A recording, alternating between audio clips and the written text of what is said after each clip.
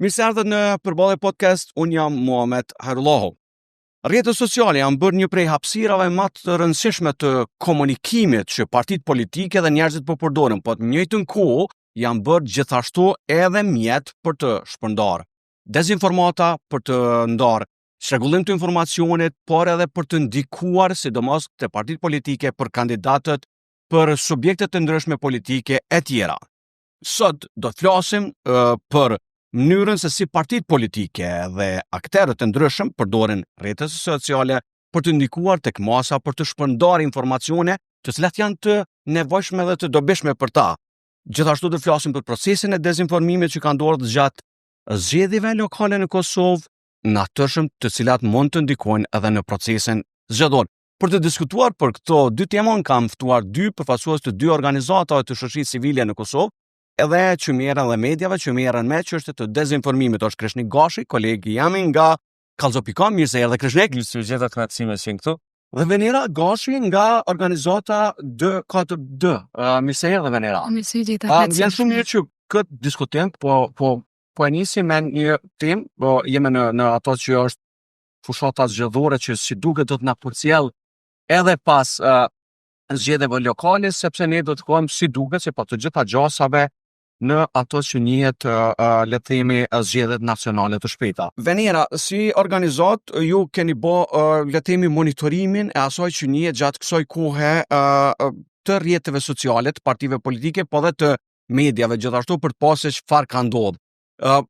Mundesh me ndonë fillimisht nashta me neve pak të pjesa e parë e procesit, çka ka qenë obligime dhe detyrat që ju i keni bë dhe çfarë pritet të ndodhë në të ardhmen? Procesi është ndonë në dy pjesë.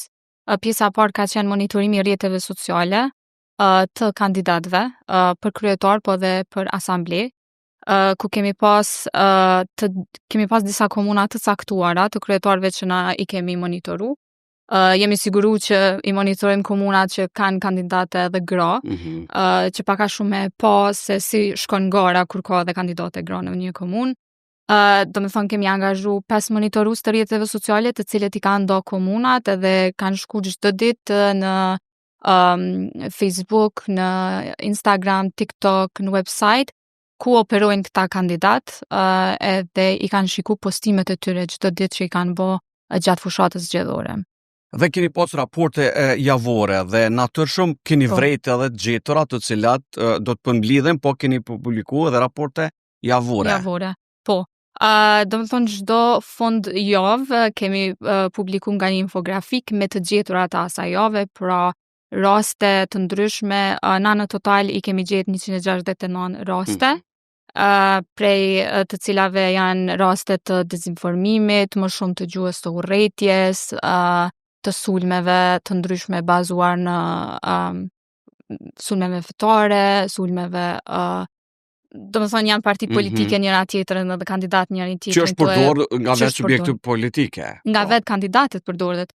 Edhe do më thonë në total në fund të krejt këtu i kemi përjashtu komentet. Do më thonë janë vetëm postime.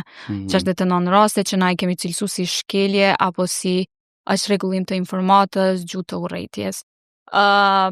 Pastaj, pjesa e dytë ka qenë pjesa monitorimit nëpërmjet platformës Pika, sa është një platformë që na gjeneron të dhëna le të themi më generale, jo specifike, jo numrat e vegjël nuk përfshihen atë, po janë të dhëna më generale, si për shembull mbuleshmëria mediatike për kryetar të komunave, kandidat për kryetar të komunave.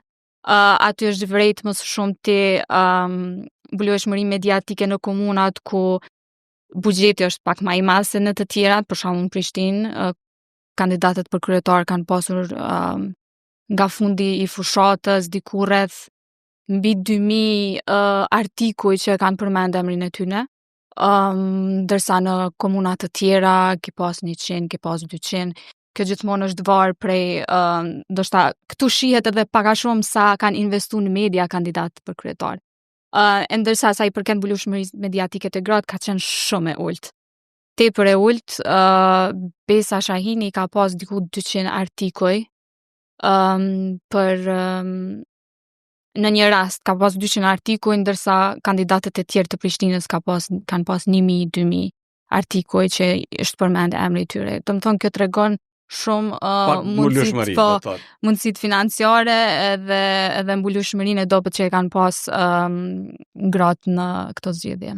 Qëllimisht te pjesa e parë, Krishnik e lash edhe njëjtë edhe te po pak një farë analizë të situatës. Do më thonë, dezinformimi tash kohëve të fundit është ajo që e kisha podcastin e fundit për deepfake, siguria kibernetike, ndikimi, po sidomos te dezinformimi në rrjetet sociale, që është jashtëzakonisht ne kemi pa, nuk dush me qenë ekspert i mediave dhe profesionale, se ke pa shtesa sikpurdha të dalëra.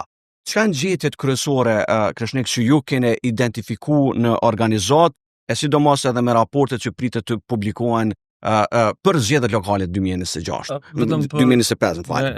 Më ka rëmeti me hulumtu rrjetën e dezinformatës në këtë rajon e Ballkanit, për shkak se kam zhvillu dokumentari i cili ka tregu qysh dezinformata ruse vjen në Ballkan dhe qysh thjesht shpërndahet në rrjetet e ndryshme. Ajo çka na e dim fillimisht në krejt rajonin është që rajoni është shumë i cënueshëm për shkak të dezinformatës. Pra njerëzit që jetojnë në Ballkan let bin prej dezinformatës.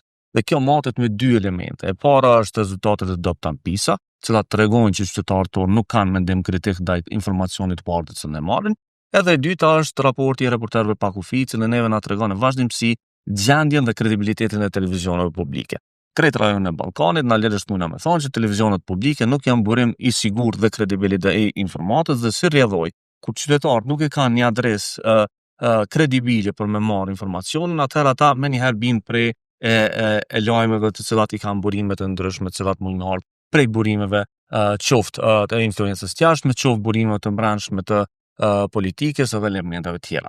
Ajo që ka shumë rëndësi në këto zgjedhjet e fundit në Kosovë është që na do të menis me kuptu që dezinformata nuk vjen vetëm ditën e zgjedhjeve dhe nuk vjen vetëm muajin e fundit të zgjedhjeve, po është një kulturë që nxitet ndoshta sot e për 4 vjet të ardhshme, me qëllim dekurajimin e njerëzve për me marrë pjesë në zgjedhje, me qëllim dekurajimin e kandidatëve për mu bashkangjit garës, e po ashtu me qëllim i përdor mjetet e ndryshme të dezinformatës që me i sulmu kundërshtar dhe oponent politik, e çka është më e rëndësishmja, përdoret për mi kriju provë dhe kontrat ose me rrit tensionet brenda qytetarëve në mënyrë që ata mos përfaqen me një konflikt.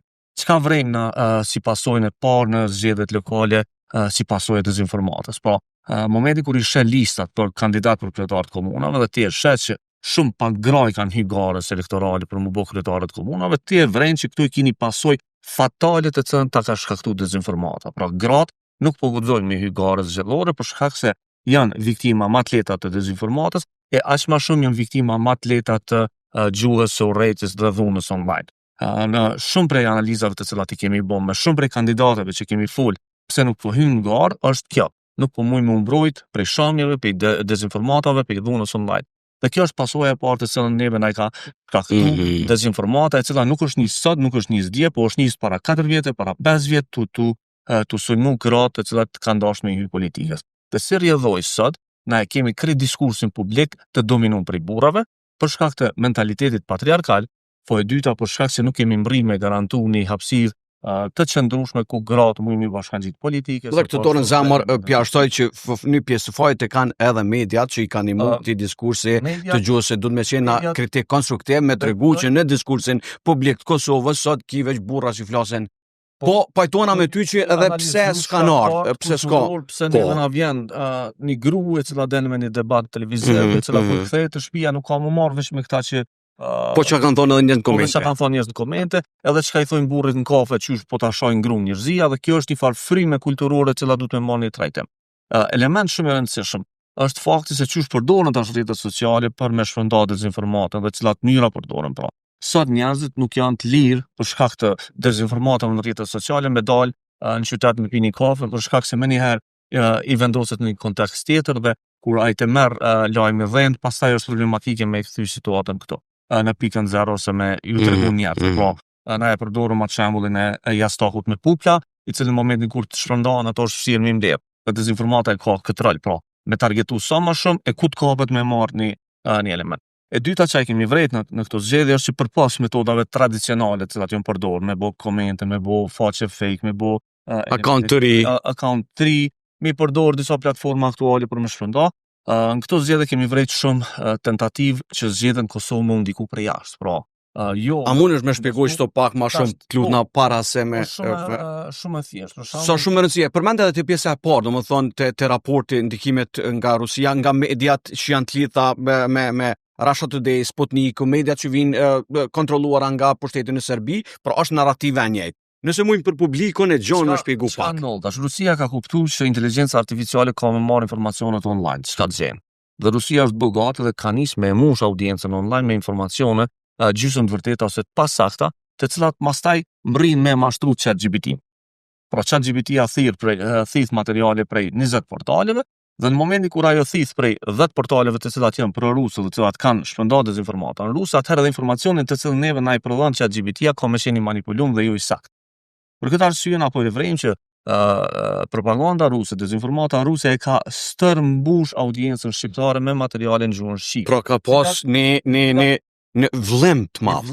Një dyndje të madhe, një përkthim të i përdor inteligjencën artificiale të materialeve tyne të cilat janë në raport me Kosovën. Pra nëse i marrëm zgjedhjet e Kosovës, raporti ka dalë javën e kaluar, kemi pas përmi 70 materiale të cilat flasin për zgjedhjet në Kosovë, zgjedhjet e fundit, pra vetëm për zgjedhjet lokale, e të cilat në esencë janë dezinformata. E të publikuara ku Krishnek? Ekzistojnë këto platformat të ndryshme rajonale, fillimisht ruse, pastaj të ripublikuara në platforma tjera.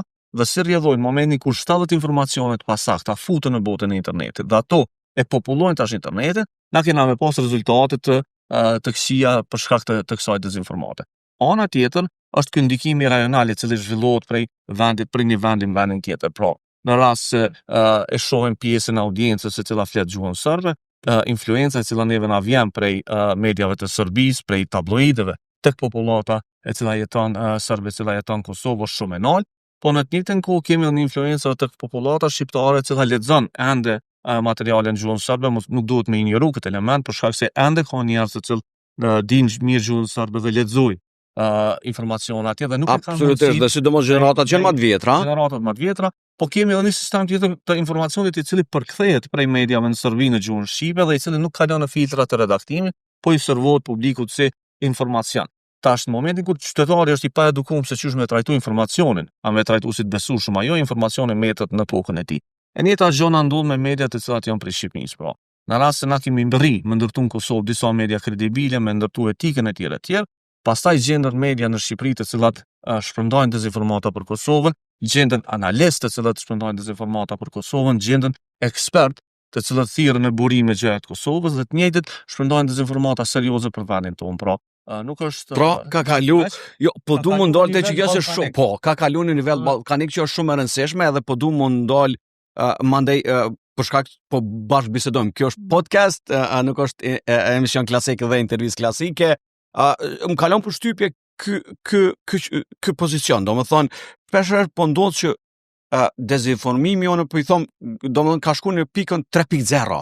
Qka i bjem 3.0 është që po den njeri, personi, edhe po thot pa vërtet. Pra, po dezinformon, nëse të kalumën ka qenë që ka pos kanale të ndryshme, publikime në rrjetet sociale, sot po del personi, duke u thirrë edhe si ekspert i diçkafit, edhe e thot një deklarat, saksisht ajo që po du me dalë të pyetja, saksisht po e thot një informat, për shembull unë po vetë në Shqipëri, njerëz tu thirr në burime të prokurorisë së Kosovës për një informacion, që pastaj nuk ka dalë vërtet. Dhe kjo tregon që deri ku dhe në çfarë mase mund të shkoj ajo që është dezinformimi edhe niveli. E pastaj publikimi në rrjetet sociale të informatave, të cilat nuk dihet as kush janë, as nuk ka impresion, dalin si purdha gjatë zgjedhjeve dhe krijojnë amolli, të cilën po e përmend sakt Krishniku. Po kjo është ideja që del personi për shembull prej Shqipërisë, edhe flet për Mitrovicën veriore, edhe përdor narrativ që ai ka 100% të saktë informacione sepse ai ka qenë një herë atje. Pra shpërndan thotë unë isha atje dhe e pash dhe atje është gjendja ndryshe. Njeri i cili flet prej Tiranës, prej Durrësit, në Mitrovicë ka qenë e ka pini kafe dhe e ka kuptuar realitetin ai për 30 minuta që është ai, ndërsa i kundërshton njerëzit që jetojnë në Mitrovicë, njerëzit që ton ditën ulumtojnë në Mitrovicë, njerëzit që ton ditën janë të Dhe ky informacion shpërndohet në krejt mediat edhe të Kosovës, patën shumicë. Dhe më shpërndohet atje, pastaj vjen si informacion i servitur në mediat e Kosovës dhe njerëzit janë të prirur mi besu sepse ky është ekspert, emër etj dhe njerëzit e marrin si të mirësian. Pra, unë nuk kisha mujt mi toleru vetës me shku në Durrës me pini kafe dhe mi tregu njerëzve që është qeverisja lokale në Durrës. Sepse duhet me najt atje, duhet me hullumtu, duhet me pa kush është, me pa kush merr tendera, kush merr tendera, cilat interese. Apo më thonë që kjo është në nivel tjetër i organizimit. I organizimit. Pra, thjesht njerëz të cilë vinë, rrinë 5 minuta, dalin e lëshojnë një deklaratë, pastaj deklarata merr dhënë. Teoria konspirative merr dhënë. Pra, njerëzit po bëhen ekspertë të sulmit në Banjska, për shembull, kanë tentuar me identifikoni një person tjetër për mirë ato i qiqin, veç pse ata mendojnë që është dikush tjetër për mbi dhe kanë shndruar. Ose me shfaqsu keni fort Ajo që na duhet me kuptu në esencë këtu është që në mediat në Kosovë ende nuk po mbrihet me u ndo ajo çka është mendim, ajo çka është opinion dhe ajo çka është fakt. Në të kaluamën kur i kemi pas gazetat, na i kemi pas shumë të lehtë. I kemi pas 2 faqe gazeta, ku thojshëm çka po thot Krasnigashi për çit temë, që ishim te rubrika opinion. Dhe ajo ka qenë ndo, mendim, opinion. Problemi tash është që tash është përzim. Po shndrohet në fakt. Nëse dikush thot po e zo si mendim, unë mendoj që janë vrarë 3 njerëz në Banjska, portali raporton Krashniku e tha që janë vrarë 3 njerëz. Po nuk është mendim, nuk mendon. Momenti kur na ja largojmë fjalën mendim prej aty. Atëra e shndrohet në fakt. Pastaj çka ndodh me inteligjencën artificiale, që ajo inteligjenca e merr si fakt të mirësen këtë punë dhe pastaj vazhdon me replikimin. Do të isha ndalë te ndikimet pastaj te tentativat për të ndikuar në procesin demokratik. Venera i përmende disa statistika që po du mu kthy mbrapa, domethënë te raportet, sidomos në rrjetet sociale. Unë në njënën prej podcast kisha edhe temën për dhuna online, ajo që është me dezinformimin gjinor, që është jashtëzakonisht e madhe, sidomos me diskurs, pra nuk mirët që ka po thojnë njerëzit, po komentet e kush jetë teme më kallzu mu, ose ti e bo me që e kemi po. Dhe kjo fushat është dihet ndaj disa grave deputete dhe aktive në parlament të Kosovës ose partive politike. Dihet, janë me emra. Është Zonja Hikmeti Bajrami nga Lidhja Demokratike, është Albulina Haxhiu e Kutadione Fitore Paceulli ose dikush tjetër Dorsa Kica Xhelili. Pro, janë komente të shumta ndaj këtyre grave deputete që vinë në këtë kohë. A keni parë gjatë le të themi një organizim pak më të madh gjatë monitorimit që të ketë komente negative edhe në faqe të kandidatëve gra, edhe për asambli, por edhe për komuna?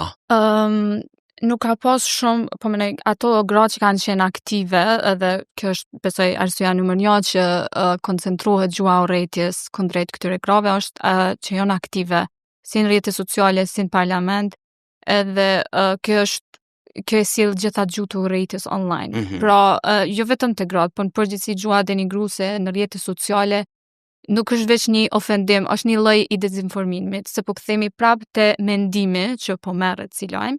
Njerëz në moshë të rriturit, njerëz në moshë të shtym, njerëz në moshë të mesme, e kanë kriju një bindje vet politike, edhe çaq shumë është polarizu skena politike, sa që ata e kanë kriju bindjen e vet, edhe gjithë informatat që i marrin janë të rëndësishme për ta, përderisa konfirmohet ajo bindje që e kanë edhe ai besim që e kanë për një situatë.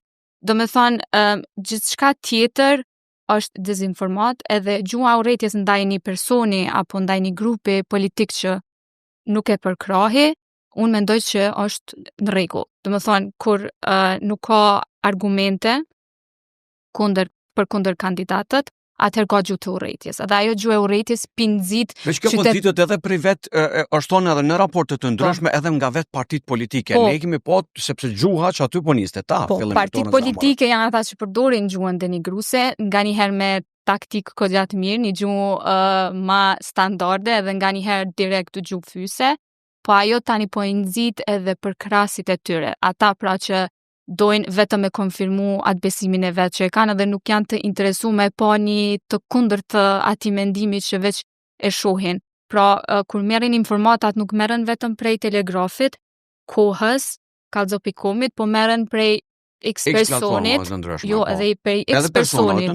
Po, domethënë si informat ndikon se nëse dikush e ka shkruar një postim që këta janë hojna, këta janë korruptum, merret si emerçan. merret si informat edhe ajo, do të thonë shkaku që ajo është shumë i njeanshëm, se është partia vetë dhe normal që ka me u kthy në një formë ofenduese partive të tjera, nuk e mendojnë qytetarët edhe lexuesit. Do të thonë ato e marrin si informat sepse unë e përkroj këtë person ose e përkroj këtë parti politike, edhe kjo për mua është informat. Do të thonë edhe gjua urrejtjes edhe ofendimet që bëhen si hajna mashtrus të paaft, jeni pa shkollë, ju nuk e dini, mirët si informat nga ata që veç e përkrahin. Është një term në anglisht që është fenomen confirmational bias, i bjen që sot në internet, çka do që na besojmë, në mënyrën që e hulumtojmë, na konfirmon ato që na e besojmë, edhe ato informata që na mendojmë që janë të drejta. Do të thonë, interneti, algoritmi mi shfaq gjitha gjana që i konfirmojnë që unë i besoj. Edhe nuk ka ndryshe, nuk ka kundër argument. Prandaj edhe njerëz nuk në Kosovë mendoj që këtu edukimi medial është shumë i rëndësishëm, që njerëz në Kosovë nuk e marrin mundimin edhe nuk dojnë me pa një kundër argument në ato çka e shohin, sepse sanë që i pëlqejnë i dalin edhe nuk dojnë me e ditë për kundër argumentin. Unë poshtë është njënë kërë përmende edukimin medial edhe kom qef shumë është i përpara poshtë në njënë për shtetëve nëse zgaboj Finlanda ka shumë moti, po tash zja e poshtë të Britania Madhe ka fillu do më thonë në shkollat fillore klasa parë me mësun zonësa që është lojmi fake dhe jo real dhe jo real, do më thonë sepse menoj që aty sidomos gjeneratat e reja të cilët janë në platformat sociale si TikTok, ku në TikTok ti sot she kryesisht përmbajtje antiperendim dhe sforcohet ma shumë del në TikTok përmbajtja antiperendim, gjithmonë ki ma shumë budallakina po shprehna kështu pak ma lirshëm, në faktin që ata si duket e kanë qatë për qasjen që aty më shumë perendimi, dihet që TikTok është kinez edhe ky problemi i sigurisë edhe i platformës edhe dhënave të tjera. Po si duket që edukimin medial na s'kena mri me shtinë në sistem sa duhet dhe po besoj një qeveri e re që duhet me orën kur do më shpejt me pas kryshnik po besoj. Do të me nisë me po kusht nevoja emergjente për me intervenu me edukimin medial, dhe cilat janë pikat e forta të cilat na duhet me njëherë me intervenu për me mri me pru situatën në gjendje deri diku normale. Elementi i parë që na duhet me bo është platformat qeveritar dhe shtetnore, me pastru prej dezinformatave. Analizat e cilat i kemi bo tregojnë që edhe në faqen e qeverisë ka dezinformata, ka informacionet pasakta, ka informacionet të cilat nuk ju dihet burimi. Dhe në momentin kur ti ki informacionet të cilat shteti ka prodhu vetë, të pasakta, atëherë ti krijon pasaktësi totale dhe mos besim tek qytetarët e tu, dhe se rrjedhoi e hup adresën. Pra na sot nuk mundna me gjetë një shifër të saktë se sa është zhvillimi ekonomik në Kosovë, për shkak se kjo varet cili ministër sa ka desh me egzageru zhvillimin e vet ekonomik. E dyta e marrim si shembull shumë interesant mënyrën se çysh komunat tona raportojnë për raportin e performancës të cilën e kanë në Ministrinë e Pushtetit Lokal. Imagjinani ka komuna e cila i raporton që i ka 2 qerdhe të ndërtume, e në fakt ata e kanë me ndërtu qerdhet për 2 vjetë. Dhe kjo shndrohet në fakt pastaj sepse hyn në raporte zyrtare. Ose kemi analizu drejtësinë tranzicionale dhe raportimin për njoftimet të cilat qeveria e Kosovës, presidenca dhe institucionet tjera i bojnë për krimet e luftës. Dhe aty mungojnë informacion. Na nuk mund mi mohu të vrap, nuk mund mi mohu viktimat, civilt të zhdukun e tjera, dhe se rrjedhoj, ne kemi konstatu që problemi fillestar është që shteti o institucionet tona duhet më eduku mos me prodhu vetë dezinformatë. Pra, vetë shteti, institucionet mos me qenë pjesë zyrtarët e shtetit nuk duhet me pas nevoj na me i vendos në fact check edhe me i konstatu që ata janë të errajt publikut. Fatkeqësisht, kjo ne vështu ndodh në vazhdimsi. Sapo i kena përfundu debatët zgjedhore, edhe krejt kandidat kanë ardhur me probleme të dezinformatës. Pra, kur i kemi verifikuar dhe në live, kur i kemi pyet ku e ke marrë informatën, e kom lexuar në portale, e kom lexuar diku tjetër, dhe si rrjedhoj këta nuk kanë filtr se çka flasin publik, çka i dojnë audiencës. Dhe kjo është problematikë serioze. E dyta, vendin do të me pas kapacitete të quhen pre-debunking ose parandalimit të dezinformatës, të cilat zhvillohen në kuadër të institucioneve shtetërore, po edhe në kuadër të mekanizmave tjerë të pavarur deri tek media. Fatkeqësisht, ajo që na duhet me konstatu është që mediat në Kosovë nuk kanë kapacitete financiare me prodhu informacione 100% të saktë. Pse nuk kanë kapacitete? Sepse asnjë media në Kosovë nuk ka kapacitete me çu 2 gazetarë në Beograd dhe me raportu çka po ndodh atje. Po të jemi të sinqert, na kemi nisë në vazhdimsi mi faqësu mediat për problem të dezinformatës, mirë, por momentin kur na, si shoqëri, nuk jemi të investu në media për me mri, me kërku pastaj cilësinë prej anës tyne, na nuk mujna me edhe mi faqësu ata, pse nuk kiti gazetar në një hapësirë të caktuar, pse nuk mundesh me verifiku informacion. Nuk po du me ta argumentu si fakt, po du me shtu si dikush i fushës. Pra, absolutisht është qashtu për faktin që shpesh herë mediat është target shumë let mi kritiku. Kur është për kritikë konstruktive, unë mendoj që na vetë gjithashtu kritikojmë edhe në këshill mediave të shkruara kur mirë mendime, edhe në institucione tjera. Por, jo, është ta përmendoj, domethënë po du me thonë që shpesh herë pi kritikojmë mediat se pe kemi ma let mi kritiku, por nëse e merr edhe këshyr situatën viteve të fundit financiare të mediave, me largimin edhe të fondeve të ndryshme, me largimin edhe të reklamave që kanë ardhur nga niveli qeveritar, edhe shpesher kur bisedon me media, pastaj influenca mund të jetë më e madhe. Pse po e përmendi? Sepse dika një burim ka me hi në media, edhe ti nuk mundesh me ditë çfarë lloj investimit vjen, dhe ndikimi i jashtëm mund të jetë më i lehtë pastaj, po besoj, për faktin që mediat financiarisht ka nevojë me ekzistu, dhe prandaj shpesher për të keq niveli ka ra viteve të fundit, dhe na duhet me thonë po për arsye të ndryshme. Këtu mbi të gjitha është aspekti financiar që pajtona procesht. Do të kuptoni element. Kur kemi pas gazetat, ne kemi pagu 50 cent për me e ble gazetën, dhe me që ato na kemi kërku llogari prej gazetës, pse po na jap një gazetë keq ose kemi blemo. Ka qenë një formë ndëshkimi se ti që shku me blemo, sushit, nuk u shit. Sot në online ti nuk e ke të drejtë, dhe sot ti në online qytetarët e Kosovës nuk paguajnë për informata. Dhe është vështirë me i bind që ata duhet me i dhon 50 cent për me marrë një lajm të konfirmuar, sepse për me konfirmu një lajm dikush do të më hyp kerët, me argju do naft, me shku me pa venin e ngjarjes atje, me taku do njerëz, me hup një ditë për me mri me prodhu një lajm cilësor. Po duhet me kuptu që një gazetar, një lajm minimalisht cilësor, nuk mund me prodhu më shumë se një lajm ditë, me standardet normale. Me standardet profesionale po. Me lon gazetarin me prodhu 30, dhe na me marr informacionin pa pare, na duhet me ditë që ai nuk ka veçin informacion 100% i saktë, 100% i sigurt. Pra, çka do me thonë në këtu është që në vendet e vogla që është Kosova, me më pak se 1.5 milion banor, tregu, biznesi e ka të pamundur me financu median. Pra duhet me gjetë mënyra tjera. Duhet me gjetë mënyra tjera. Definitivt duhet me pas një ndërhyrje shtetërore, një plan shtetëror se qysh kena mu përballë me këtë dezinformatë dhe qysh kena me mbrit paktën qytetarët të Kosovës me ja u garantu 3 deri në 4 burime kredibile për informacionin. Pra, këtu po flasim për informacionin ditur se çka po ndodh në Kosovë. Pastaj kemi probleme tjera. Dezinformata nuk vjen vetëm nëpërmjet lajmeve. Dezinformata nuk vjen vetëm nëpërmjet politikës, vjen nëpërmjet kulturës, vjen nëpërmjet humorit. Që ani bile më shpesh mundem na ik më shpejt se kena fokusin shumë të madh. Vjen nëpërmjet filmit, pra na nuk kemi asnjë filtr për këto programe se çka po shpërndajnë dezinformata. Po na shon koha interesant shumë shpejt, zakonisht unë kam qef me e flasim për analizën, pjesën e parë, analizën për temën për episodin që e nisëm për dezinformimin në rrjetet sociale, analizën, gjendja momentale, gjeturat, edhe te pjesa fundit kom qef edhe me diskutu pak të ardhmen. Roli shoqërisë civile është jashtëzakonisht i rëndësishëm si organizata si D4D dhe organizata tjera që bashkëpunojnë me media, mirën me çështje që kanë të bëjnë me edukim, me parandalim, me avokim, me të gjitha këto. Si e shihni rolin e organizatave në këto tema që i diskutuam që janë shumë të rëndësishme?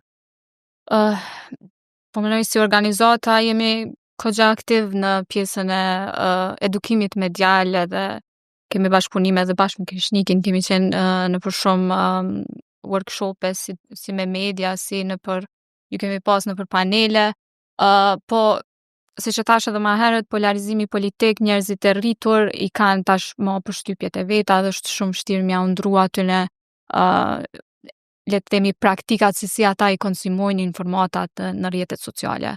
Mirë po, për edukimin medial jemi që sa kohë u angazhu si shoqëri civile dhe po mundohemi që pak a shumë t'i japim rëndësi, është pak vështirë me përfshi në kurrikul edukimin medial, por është shumë e rëndësishme që mendimi kritik t'jetë fokus i sistemit të arsimit në Kosovë, sepse ndron koha, teknologjia pa avancon edhe arsimimi dhe sistemi i arsimit duhet të avancoj bashkë me teknologjinë edhe sot rive ju duhen aftësi moderne, aftësi që kanë lidhje me ato që po ndodh aktualisht, pra me zhvillimin e AI, me dezinformatat online, që tashmë e ndryshojnë këtë lojën. E ndryshojnë të gjithën. Edhe po mundohemi që qoftë përmes platformave pak më atraktive, që jo gjithçka me qenë në libër, jo gjithçka me qenë vetëm një ligjerat, po pak me qenë loj, pak me qenë quiz, pak me qenë edhe module online, pak edhe mi au jap një përgjithësi të rinjve që dhe ata me raportu. Në për workshopet që kemi majt, sepse na kemi kriju edhe platformën Verifiko, që është për kullat e mesme, edhe në për workshopet që kemi majt, ka pas shumë terme që nuk i kanë dëgju ma herët, ka pas media që nuk i kanë dëgju ma herët, ose si bëhet fact-checking, ose kush është fact-checker në Kosovë. Do me thonë, gjitha këto kanë qenë informata për herë të parë për ta, edhe thjesht ishin komplet të shkëputur nga pjesa mediatike, e shumë nga pjesa rrjeteve sociale, me njerëz që kanë influencë.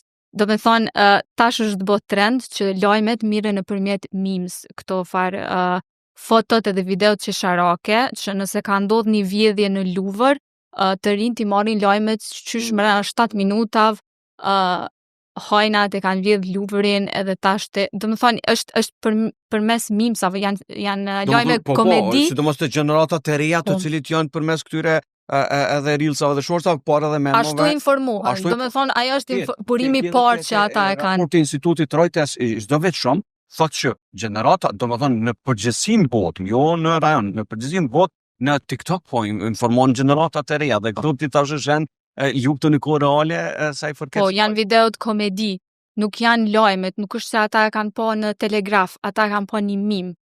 Edhe kjo është shqetësuese. Do me thonë, jemi mundu që paka shumë me balancu, që duhesh pak edhe me shku tek mediat ma kredibile, që me i lexu, nëse duket një informat shumë wow, atëherë ulëm të në 5 mediat të tjera.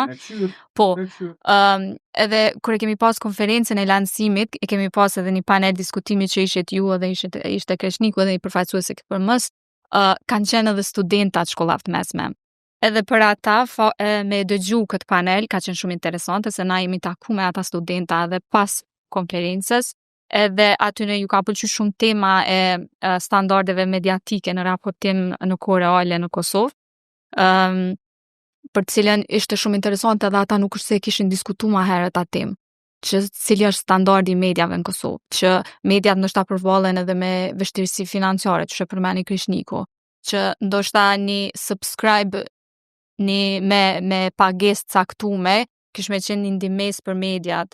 E vërtet, kjo mundet me ndodhë në shtetet e Bashkimit Evropian, po në Ballkan. Unë kisha bos që, po fatkeqësisht kjo njëra shumë pak problematike. Kreshnik, e nesu me ato që ka të bëj dezinformimi në rrjetet sociale gjatë zgjedhjeve, rrjetet sociale përgjithësia dhe çka kemi pas si këpurdha dalja në këpurdha, qysh me detektu dezinformatat në kohë reale, që është shumë vështirë sot, edhe për njerëz që janë të fushës, e lemo për ata që veç i shohin informacionet që tha Venera në kohë reale, shohin informata, po nuk shohin me verifiku të mediat serioze dhe kredibile, dhe e përmende me të drejt pjesën e asaj që sot kemi pa një ndikim pak më të madh, fatkeqësisht, të lajmeve që të sponsorizuar edhe prej shteteve armike të Kosovës, që kanë të bëjnë me ndikim në zgjedhje, që janë narrativ anti-Kosovë, sidomos në temat e ndjeshmërisë,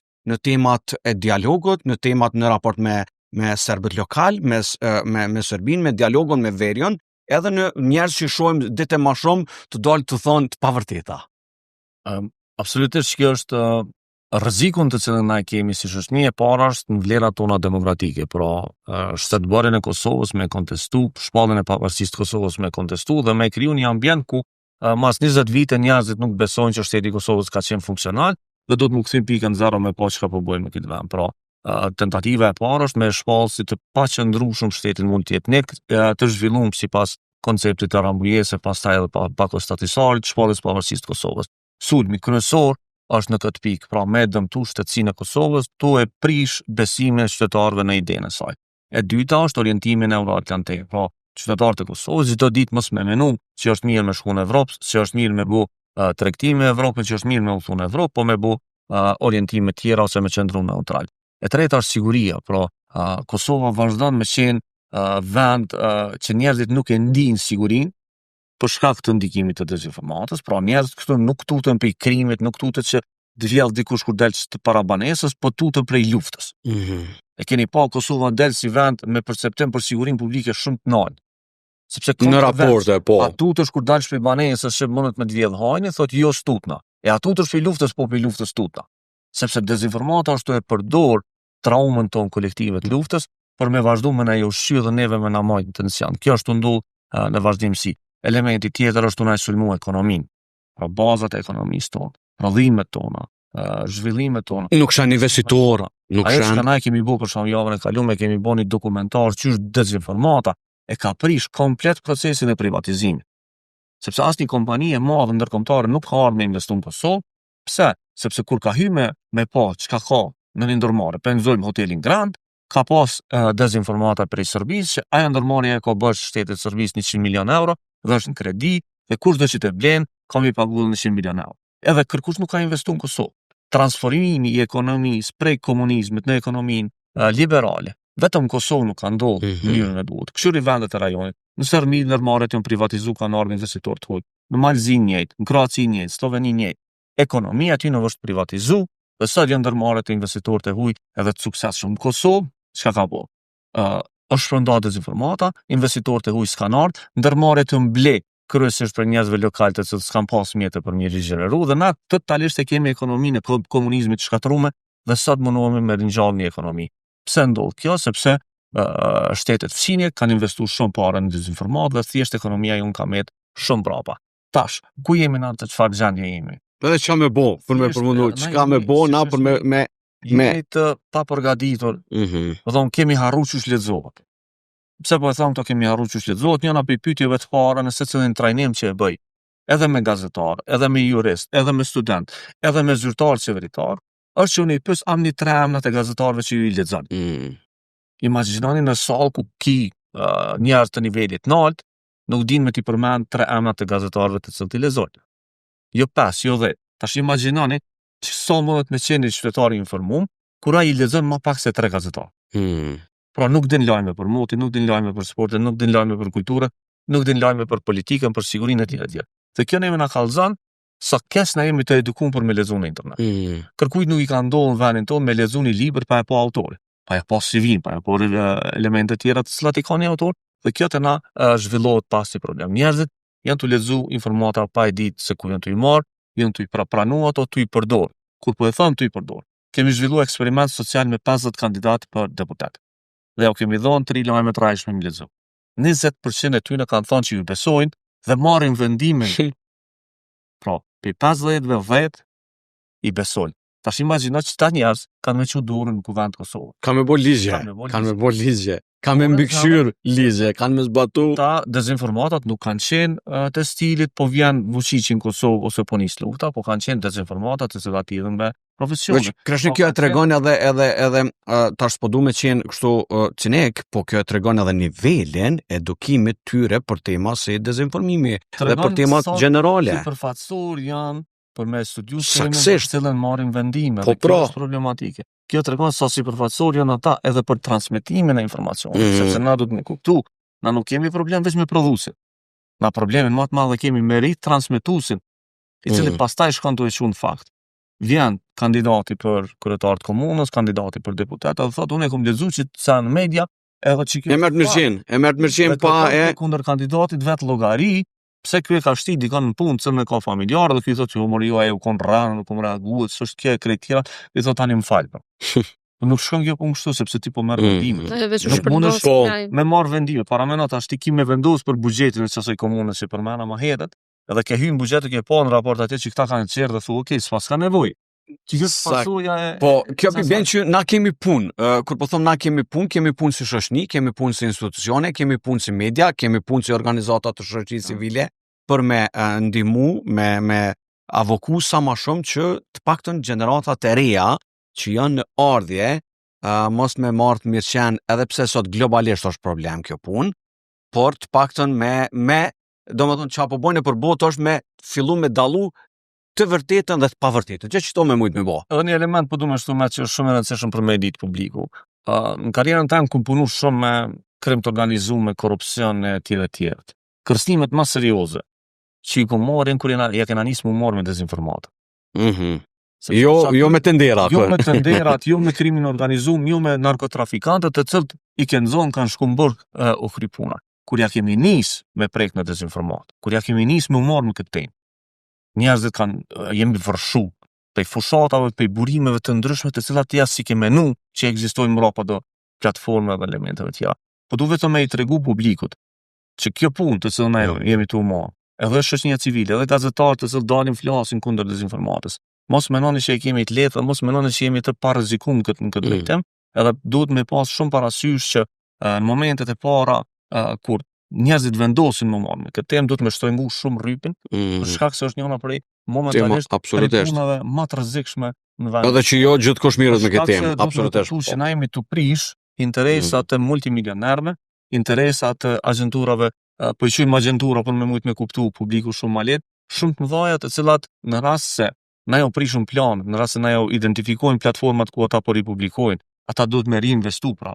Mori kthy. Kemi gjithë platformat të ripublikimeve të cilat tashmo ju vjen marrë që kanë ripublikuar materiale ruse, kineze, të influencës religjioze e tjera. Disa e kanë bërë pa ditë këtë punë. Disa e kanë bërë ndoshta për ndaj përfitim financiar. Po momentin kur ti ekspozon, pastaj i ekspozosh rrezikut dhe kjo është bukur problematike. Ti s'ke diçka venira për fund te kjo pjesë? Jo, po mendoj në veç i prekëm disa në këtë kohë të shkurtër që e kemi pas, mirë po gjithmonë qëndron në fakti që ndoshta njerëzit duhet me hulumtu pak më shumë se burimi i parë që i gjejnë informacionit, të paktën 2-3 burime apo media pak më kredibile, pastaj njerëzve mos më besu shumë. Faleminderit shumë Venera, faleminderit shumë Kreshnik, për një temë jashtëzakonisht të rëndësishme që ka të bëjë. Qëllimi i këtij cikli të podcast është thjesht me informu publikun, sepse kur profesionistët dhe ekspertët e fushave diskutojnë pak më shumë për tema të tilla, po besoj që na mujmë me arrit një qëllim që me e dhënë informat reale dhe informacion të saktë për tema edhe që kanë të bëjnë me dezinformimin, edhe për dezinformimin gjatë zgjedhjeve dhe në rrjetet sociale dhe në ndikimin që mund ta kenë ato në demokraci. Faleminderit shumë. Faleminderit shumë. Shikojmë ndëruar, ishte ky episodi 4 i një cikli të diskutimeve që jemi të i bë në përballje podcast në ato që njihet si integriteti medial dhe demokracia në Kosovë, një seri që synon të rrisë dhe të nxjisë debat mbi rolin e mediave, shoqërisë civile për dezinformimin dhe për sfidat e besueshmërisë gjatë zgjedhjeve në Kosovë. Shihemi në podcast të radhës.